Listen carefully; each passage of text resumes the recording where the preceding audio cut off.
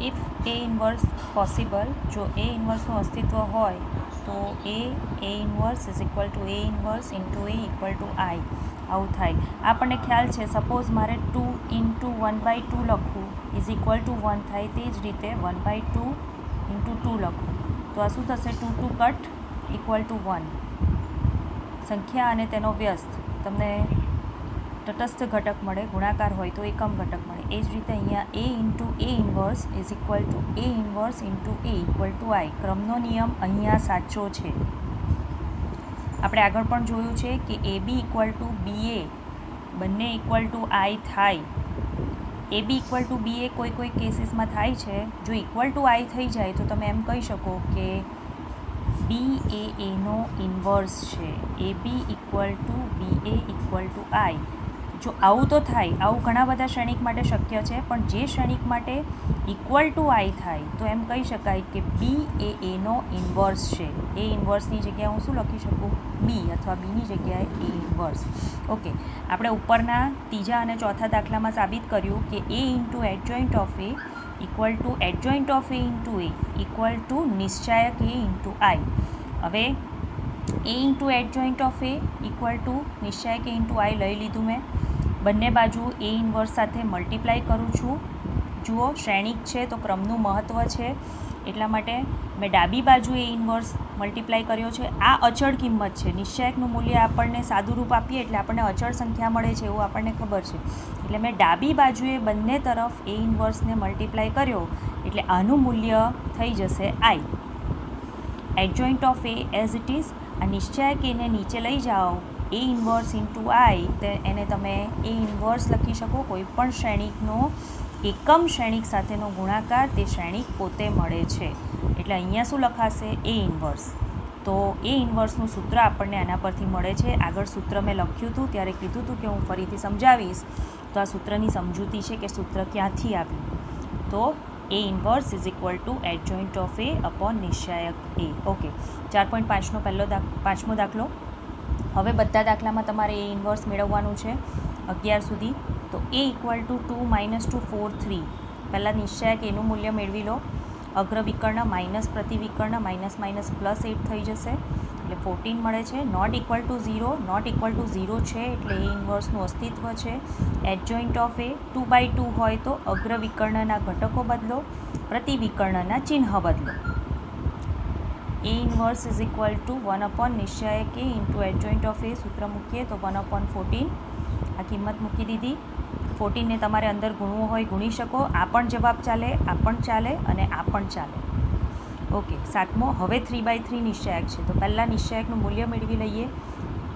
પ્રથમ 1 0 0 છે તો પહેલાં સ્તંભનો ઉપયોગ કરીએ તો આપણે આ બંને શોધવાની જરૂર નથી. પહેલી હારની મદદથી પણ મેં વિસ્તરણ કરીને બતાવ્યું છે અને પહેલાં સ્તંભની મદદથી પણ વિસ્તરણ કરીને બતાવ્યું છે. જો સ્તંભની મદદથી કરશું તો એક જ વિસ્તરણમાં આપણું કામ થઈ જશે.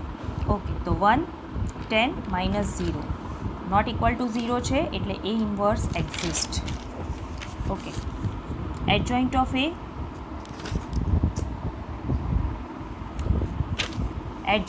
એ ઇક્વલ ટુ 10 0 0 -10 5 0. કેવી રીતે મળશે? તો જુઓ, પહેલો ઘટક આપણે મેળવ્યો છે 1, આ 10 આવશે -0 એટલે પહેલો ઘટક થઈ ગયો 10. 2 0 -0 3, આ પણ 0, 0નો ઘટક 10, 2 માટે 5 -3 -0, 4 માટે 0 -0 0, 8 -6 એટલે આવશે 2, 0 માટે અહીંયા 4 -0 અને 5 માટે 2. ઓકે, એટલે આ બધા ઘટકો તમને આ રીતે મળશે. હવે મેં તમને કાલે પણ કીધું હતું adjoint of A equal two પહેલાં શું કરવાનું છે? 4 સ્થાનોએ માઇનસ લખી દેવાનું છે. જ્યાં માઇનસ આવે ત્યાં એટલે ટ્રાન્સપોઝ થઈ જશે. એટલે કરશું આપણે ટ્રાન્સપોઝ એટલે હારને સ્તંભમાં ફેરવ્યું. 10 0 0 -10 5 0 2 -4 2. ઓકે, એટલે એ ઇન્વર્સ મળશે તમને નિશ્ચાયક એ એડજોઇન્ટ ઓફ એ 1/10 મેં તમને કીધું એ પ્રમાણે આ આન્સર રાખશો તો પણ ચાલશે અને 10 વડે ભાગીને લખશો તો પણ ચાલશે. ઓકે, 9મો દાખલો. a equal to 2 1 3 4 -1 0 -7 2 1. ઓકે, નિશ્ચાયકનું મૂલ્ય મેળવ્યું તો નિશ્ચાયકનું મૂલ્ય મળે છે આપણને -2 -4 અને +3 -3. જો આ પહેલી હારની મદદથી આપણે વિસ્તરણ કરીએ છીએ ને એટલે 3 ઘટકો તો મારા અહીંયા રેડી જ છે. અહીંયા આવશે -1, અહીંયા આવશે 4 અને અહીંયા આવશે 1. ઓકે, 4 આના માટે થશે 1 -6 એટલે કે -5. -1 માટે 2 +21 એટલે 23. 0 4 +7 11 -7 છે, અહીંયા થઈ જશે 0 +3. 2 માટે 0 -12 અને 1 માટે -2 -4 -6. ઓકે, હવે લેવાનો છે એનો ટ્રાન્સપોઝ. તો adjoint of A equal two મળશે આપણને -1 -4 1 5 23 -11 3 12 -6. આ મળી ગયો adjoint of A. Therefore A inverse is equal to 1 નિશ્ચાયક A into adjoint of A is equal to 1 upon -3